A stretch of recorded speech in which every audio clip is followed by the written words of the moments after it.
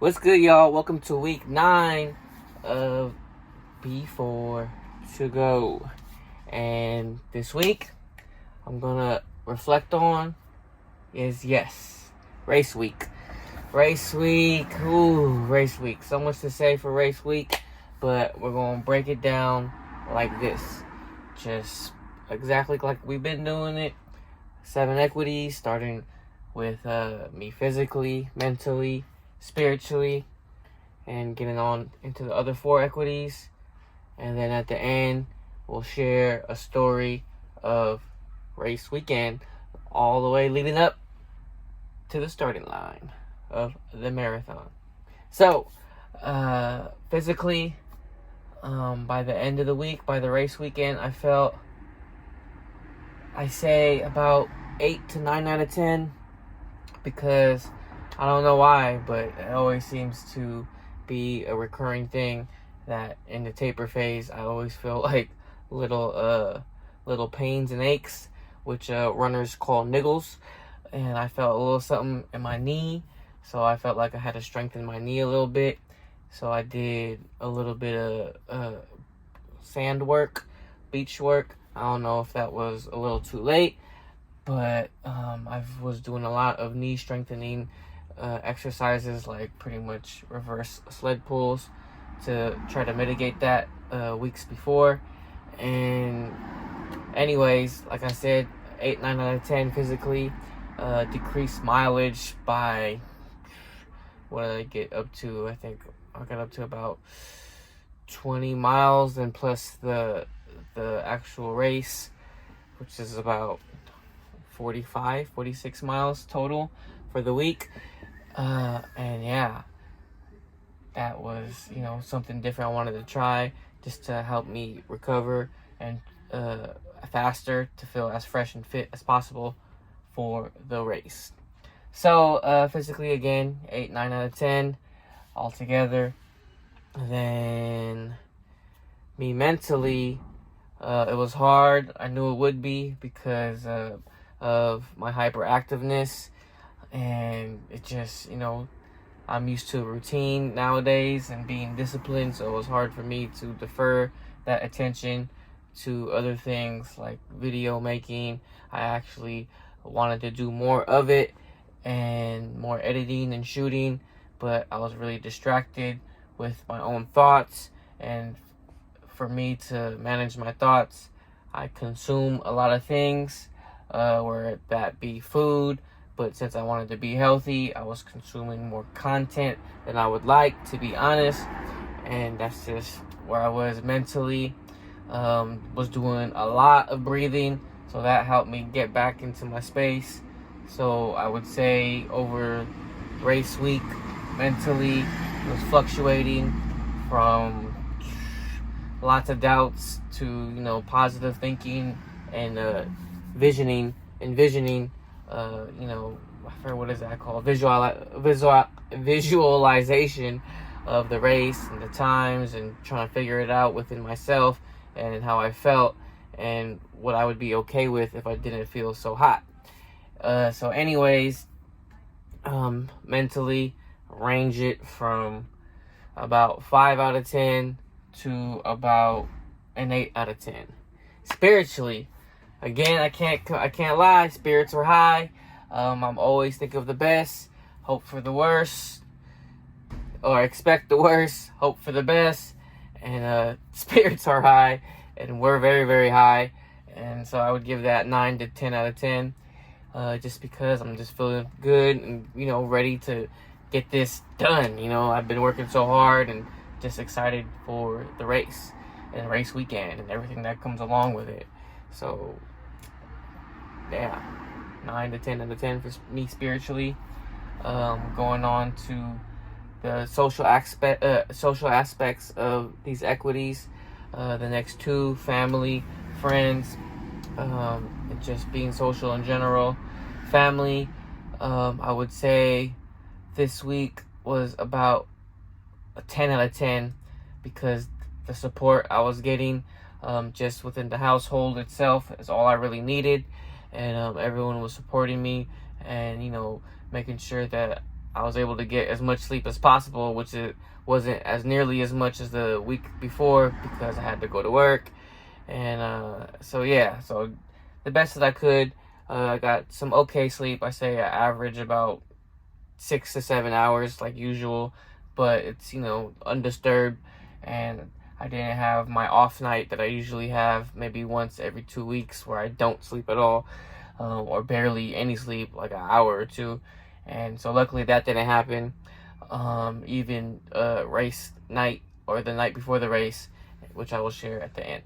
So family, super supportive and super excited for me, and just everything coming along, just getting ready for the race.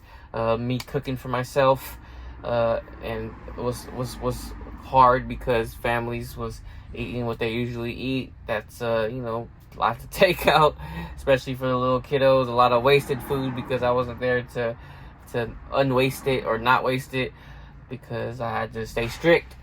And yeah. Again, family, 10 out of 10. Friends. I didn't really talk to too much friends, to be honest. I don't think I talked to anybody. So I would say I could have done way better with that, but I was really focused in on myself and being very selfish with myself to make sure I didn't get injured or didn't do the wrong thing, or just trying to be as strict as possible on myself from any distractions. So I didn't talk to any friends, so I would give that a 5 out of 10 just because I could have done better, but at the same time I was really focused and zeroed in on myself. And so moving on to the next, money and business.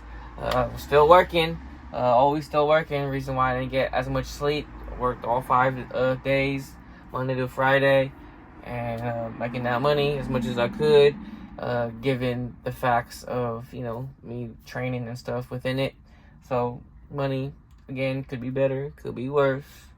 7 out of 10, because I know in the future we're gonna make it a 10 out of 10. And business, from last episode, in the same place, which was a 5, probably below a 5 out of 10 because it's not in the works, on paper or in action. It's just all in here. And once I'm fully healed from running a marathon, which I'm not right now, reason why I'm kind of just chilling a little bit, laying back. Usually I'd be sitting up and trying to give as much energy as possible, but I wanted to record this while I was in pain, just to show y'all what it takes to run a marathon, especially to race a marathon. And it takes a lot of sacrifice and pain and a lot of mainly mental, especially to endure those last miles where you're just feeling like you want to quit. And I'll get more into that probably next episode. And so gonna get into the story right now of race weekend. Race weekend was dope. First off, Friday evening, I cooked all my food. I made like 5 pieces of salmon and like lots of chicken, all the way that I like to make it, with a lot of coconut oil, avocado oil, and just as clean as possible, and just white rice and sweet potatoes. And that's all I ate for the whole weekend leading up to the race. And also with my supplements. And yeah, so Friday, what did we do? Well, Friday I just got rest to make sure I get lots of rest. I probably got about 10 hours of sleep, because usually that's the most important. But ate my food. What did we do? Yep, that was Friday to Saturday. Saturday, woke up well rested. Had to go to Sacramento from where I live. It's about 45 minutes to pick up my bib. Did a little shakeout run before then.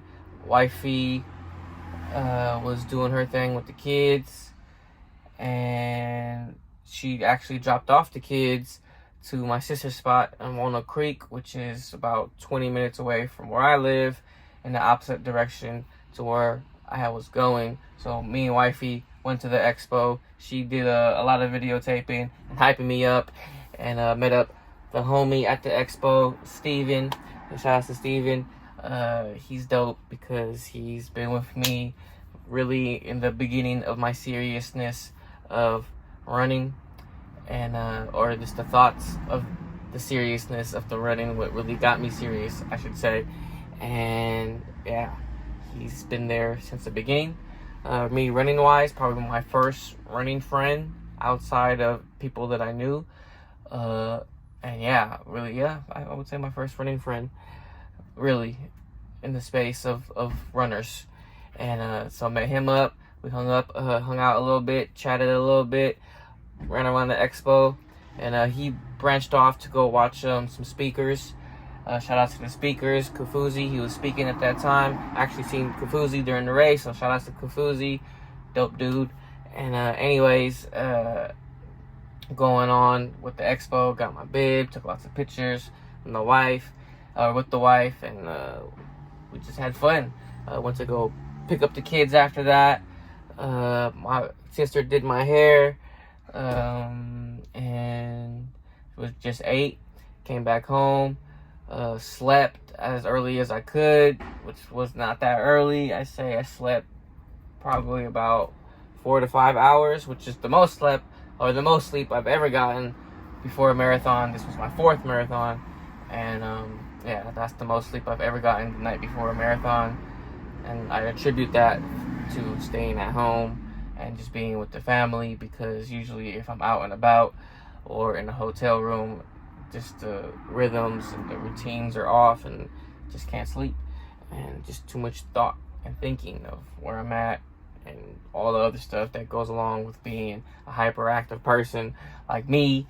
And yeah, that's just that. Woke up race morning about 3 o'clock, a little before 3. Got my breakfast ready, did what I had to do, releasing the toxins, and headed out by 3:30, 3:45.